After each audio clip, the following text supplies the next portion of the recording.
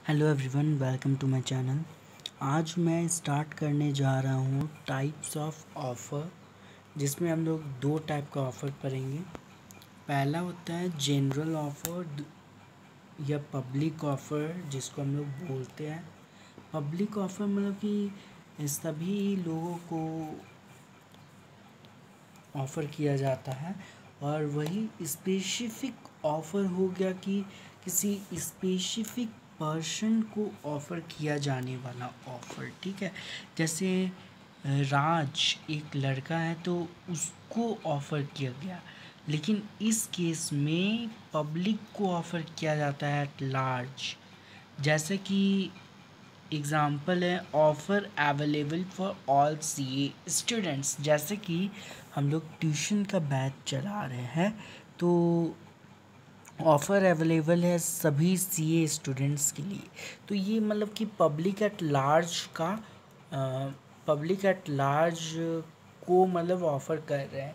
और वही अगर ऐसा होता कि हम सिर्फ राज को ऑफ़र कर रहे हैं, तो वो हो जाता कि स्पेसिफिक ऑफ़र, उसमें मतलब कि सिर्फ राज ही उसमें पार्टिसिपेट कर सकता है और कोई नहीं कर सकता। बट इसमें सभी लोग कर सकता है, क्योंकि ये जनरल ऑफ़र या पब्लिक ऑफ़र होता है। एक बार देखते हैं क्या लिखा है। Offer given to public and which can be accepted by any person from public, मतलब पब्लिक का कोई भी पर्सन उसको एक्सेप्ट कर सकता है।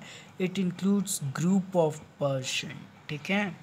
स्पेसिफिक या स्पेशल ऑफ़र क्या होता है?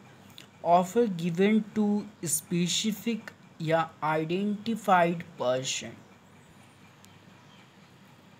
नंबर थर्ड है counter offer. Counter offer is given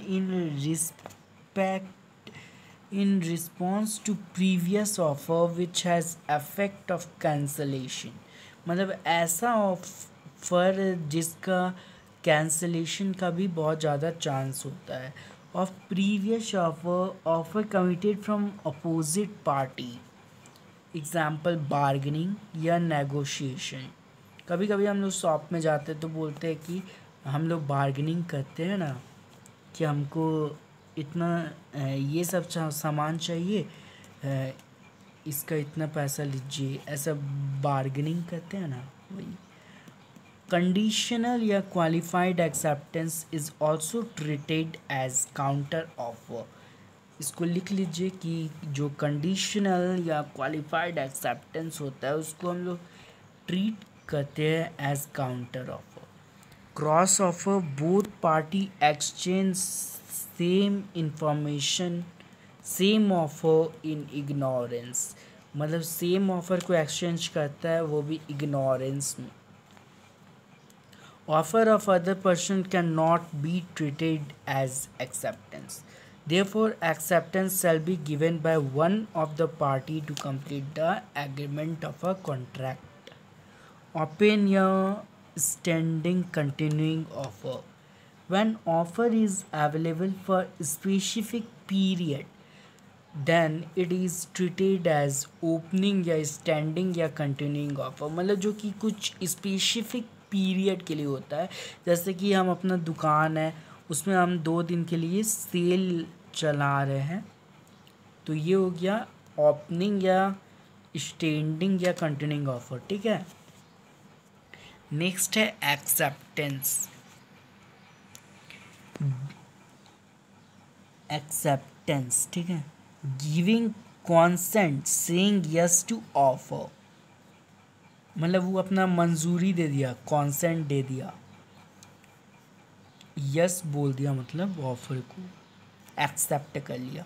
when the person to whom the proposal is made signifies his assent thereto the proposal is said to be accepted, तो फिर proposal को accepted मान लिया जाएगा। And proposal when accepted becomes a promise बन जाता है। Acceptance must be given only by the person to whom proposal या offer is made. Acceptance must be unconditional and unqualified.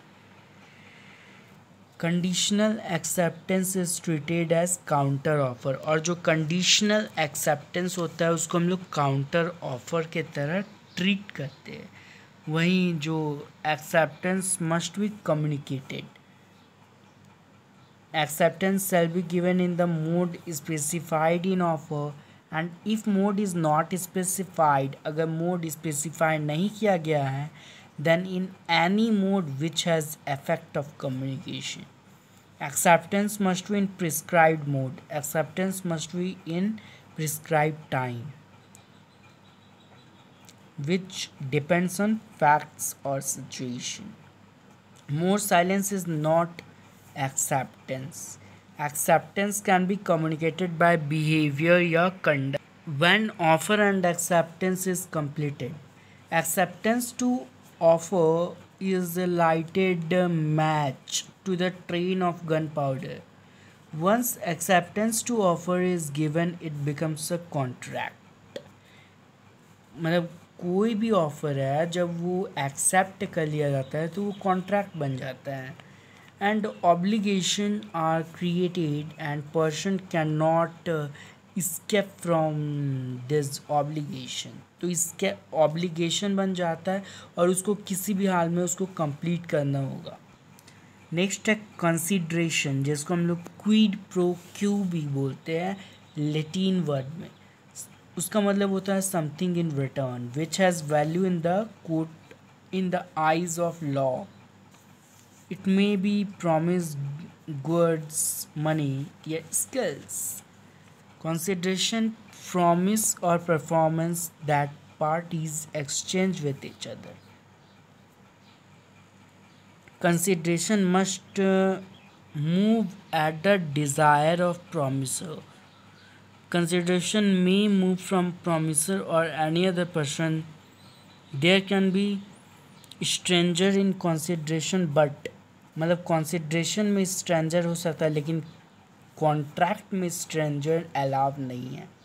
In other words, consideration में be paid by third person on behalf of promisee.